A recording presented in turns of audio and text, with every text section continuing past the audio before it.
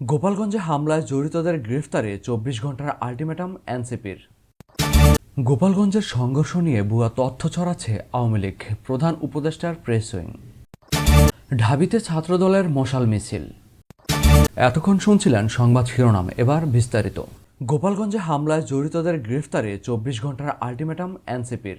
গোপালগঞ্জে হামলার ঘটনায় জড়িতদের গ্রেফতারে ২৪ ঘন্টার আল্টিমেটাম দিয়েছে এনসিপির আহ্বায়ক নাহিদ ইসলাম।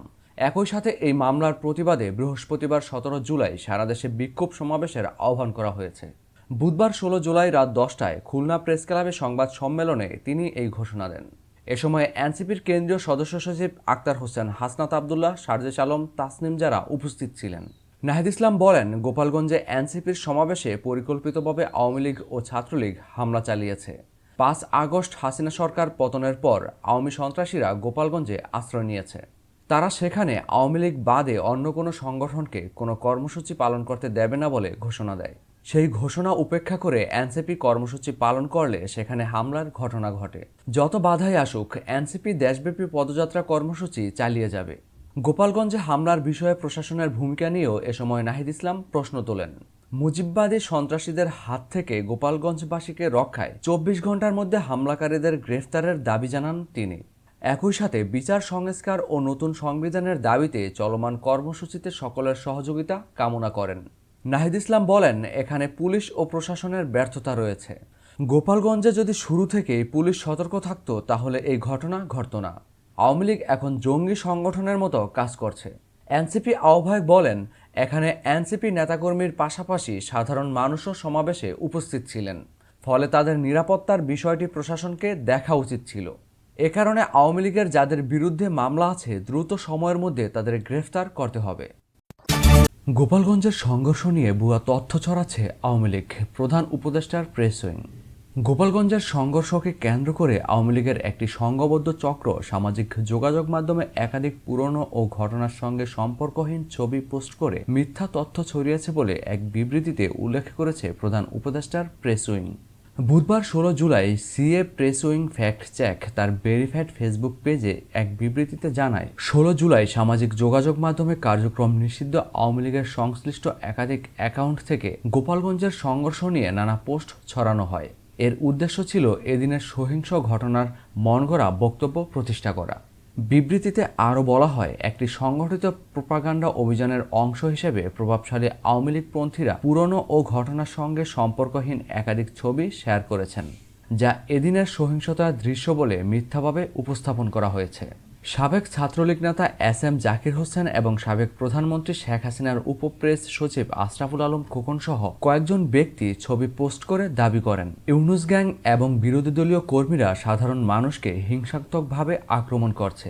একটি ছবিতে দেখা যায় স্থানীয় লোকজন এক আহত কিশোরকে বহন করছে, পেছনে আগুন জ্বলছে এবং উত্তেজিত জনতা রাস্তায় বিক্ষোভ করছে। ছবিটি গোপালগঞ্জে ঘটে যাওয়া সহিংসতার নিদর্শন হিসেবে তুলে ধরা হয়। অনুসন্ধানে নিশ্চিত হওয়া গেছে, এই ছবিটি ১০ আগস্ট ২০২৪ সালের একটি ভিন্ন ঘটনার।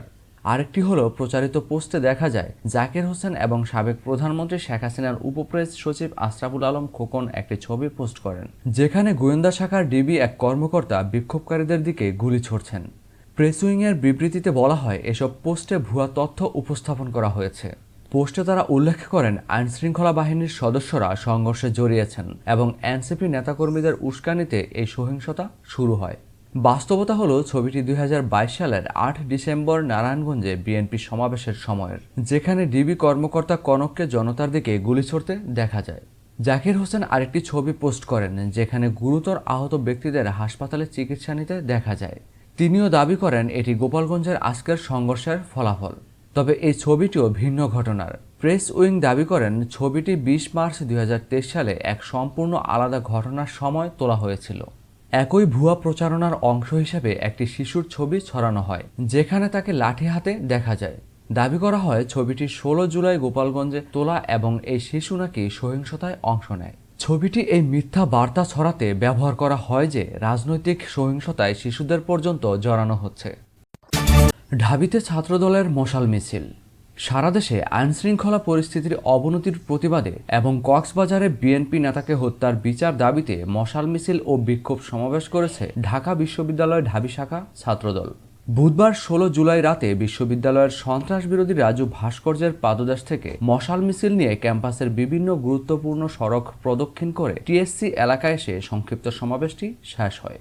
মশাল মিছিলে অংশগ্রহণকারীরা লড়াই লড়াই লড়াই চাই, লড়াই করে বাঁচতে চাই, ফেসিবাদের ঠিকানা এই বাংলায় হবে না, আইন শৃঙ্খলার অবনতি ইন্টেরিমের একুন নীতি, দিল্লি গেছে স্বৈরাচার, পিন্ডি যাবে রাজাকার, আমার ভাইয়ের রক্ত বৃথা যেতে দেব না, রহিম হত্যার বিচার চাই, করতে হবে করতে হবে, আমার ভাই মরল কেন, জামাত শিবির জবাব দে, আমার ভাই মরল কেন, ইন্টেরিম জবাব দে ইত্যাদি স্লোগান দেন। সমাবেশে ঢাকা বিশ্ববিদ্যালয় শাখা ছাত্রদলের সাধারণ সম্পাদক নাহিদুজ্জামান শিপন বলেন, ১৬ জুলাই একটি ঐতিহাসিক দিন। গত বছরের এই দিনে রংপুরের শহীদ আবু সাইদ ও চট্টগ্রামের ওয়াসিম আকরাম তাদের রক্ত দিয়ে যে আন্দোলনের সূচনা করেছিলেন তা ৫ আগস্ট পর্যন্ত চলেছিল এবং স্বৈরাচার পতনের পথ তৈরি করেছিল। অথচ আজ ঠিক এই দিনে এই ঢাকা বিশ্ববিদ্যালয়ে দাঁড়িয়ে গণ অভ্যুত্থানের সরকারের বিরুদ্ধে প্রতিবাদ করতে হচ্ছে, যা অত্যন্ত দুঃখজনক। তিনি আরও বলেন, একটি গোষ্ঠী নিজেদের বায়তুল মাল ও হাদিয়ার নাম করে চাঁদাবাজি চালিয়ে যাচ্ছে। ইসলামী ব্যাংকে লুটপাটের সঙ্গে জড়িত এই গোষ্ঠী আজ বিভিন্ন ক্যাম্পাসে ছাত্রদলের বিরুদ্ধে ষড়যন্ত্রে লিপ্ত। আমরা স্পষ্ট ভাষায় বলছি, যারা আলো ছেড়ে অন্ধকারের দিকে যাচ্ছে তাদের পরিণতি হবে পিণ্ডির পথে।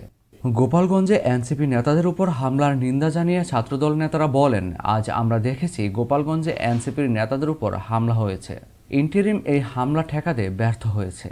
আমরা বলতে চাই, অব্যাহত ব্যর্থতার দায়ে এই সরকারকে পদত্যাগ করতে হবে। আমরা হতাশ এই সরকারের আচরণে। সারা দেশের মানুষ আশা করেছিল এই সরকারের হাতে আইনশৃঙ্খলা শক্তিশালী হবে, কিন্তু এই সরকার বারবার চরম ব্যর্থতায় পরিচয় দিচ্ছে।